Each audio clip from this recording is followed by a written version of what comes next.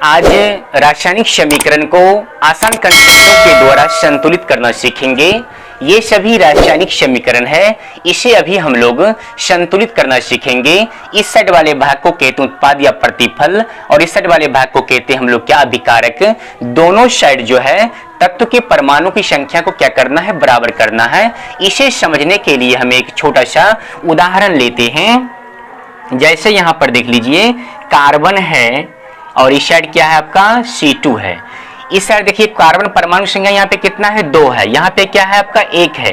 दोनों बराबर नहीं है, तो बराबर करने के लिए यहाँ पे क्या करना पड़ेगा, 2 से गुना करना पड़ेगा। तो अब देखिए यहाँ पे कार्बन परमाणु संख्या 2, यहाँ पर कितना है, 2। तो ये दोनों बराबर है आपस में, तो ये आपका संतुलित है। उसके बाद देखिए यहाँ पर ऑक्सीजन, यहाँ पे कितना है, ऑक्सीजन की संख्या 3 है, यहाँ पे कितना है, 1 है। तो यहाँ पे दोनों साइड बराबर करने के लिए क्या करना पड़ेगा, इसमें 3 से गुना करना पड़ेगा। तो ऑक्सीजन की परमाणु संख्या यहाँ पे 3 है और यहाँ पर भी 3 है, तो ये दोनों आपका आपस में बराबर है, तो ये आपका संतुलित है। उसके बाद देख लीजिए यहाँ पे ऑक्सीजन की परमाणु संख्या यहाँ पे 2 है और इस साइड यहाँ पे कितना है आपका, 3 है। तो यहाँ पे दोनों साइड हमें क्या करना है, बराबर करना है। तो यहाँ पर बराबर करने के लिए इस साइड 3 से गुना कीजिए और इस साइड यहाँ पे 2 से गुना कीजिए।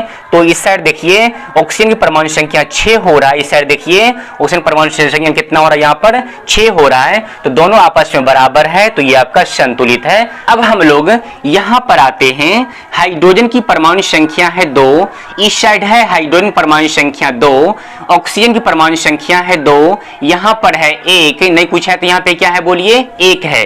तो दोनों साइड हमें क्या करना है, बराबर करना है। तो बराबर करने के लिए यहाँ पे क्या करना पड़ेगा, 2 से गुना करना पड़ेगा। तो हाइड्रोजन की परमाणु संख्या हो गया 4, तो यहाँ पर 2 से गुना कीजिए।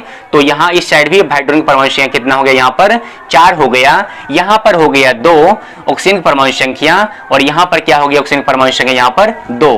तो यहाँ पर देखिए हाइड्रोजन परमाणु संख्या 4, इस साइड देखिए हाइड्रोजन परमाणु संख्या 4, ऑक्सीजन परमाणु संख्या 2 और ऑक्सीजन परमाणु संख्या यहाँ पे इस साइड भी क्या हो गया आपका 2। तो दोनों आपस में क्या है, यहाँ पे बराबर है। तो इसलिए जो आपका ये समीकरण जो होगा, ये संतुलित रासायनिक समीकरण होगा।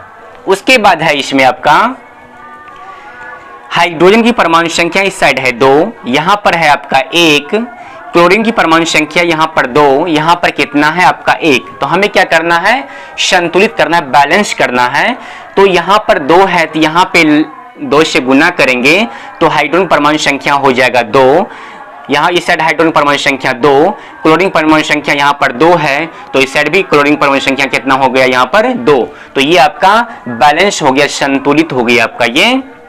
उसके बाद है तीसरा नंबर, कार्बन की परमाणु संख्या इस साइड 1 है, यहाँ पर 1 है, ये दोनों तो बैलेंस है, बराबर है, संतुलित है।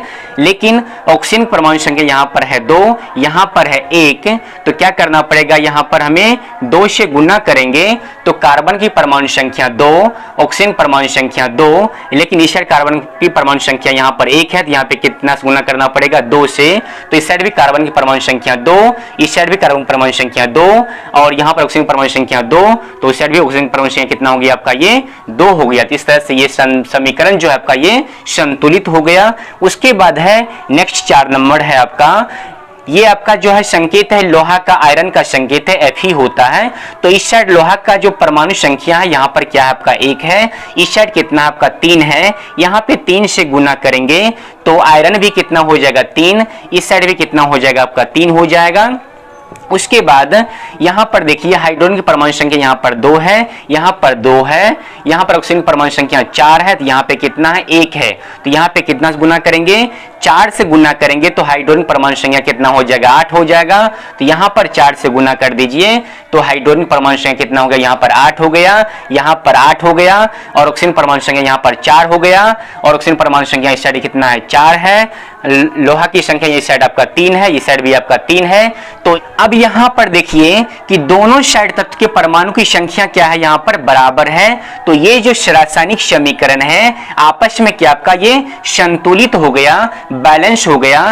तो इस तरह से रासायनिक समीकरणों को हम लोग आसान कंसेप्टों के द्वारा संतुलित करते हैं।